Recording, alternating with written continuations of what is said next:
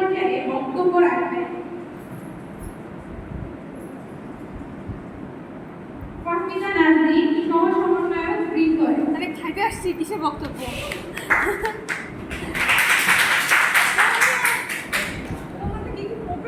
শুরু করে দাও।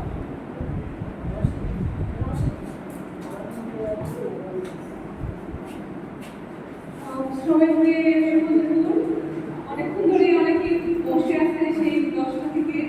তো ফল নিয়ে আর কি বলবো, আজকে মূলত এই যে ফল উৎসবটা করা হয় এটা নিয়ে করি। যে ফল উৎসবটা করার মূল কারণ আমরা স্টুডেন্টরা দেখা গেছে যে এক কাপ চা খাবো কিন্তু একটা কলা কিনে খাবো না, বা হচ্ছে এই যে 20 টাকার জাম কিনে খাবো না। তো এই যে ফল উৎসবের মাধ্যমে আমরা একদিন পুষ্টিকর কিছু ফল অনেক রকমের এখানে খাচ্ছি।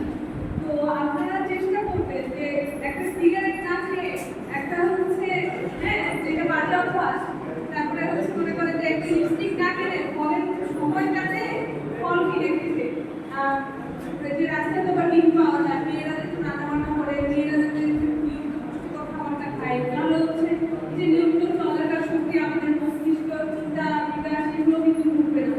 নিয়মিত বাদাম এগুলো অল্প করে লাইফ থেকে কিনে কিনে খেতে হবে, নিজের শরীরটা খেতে হবে।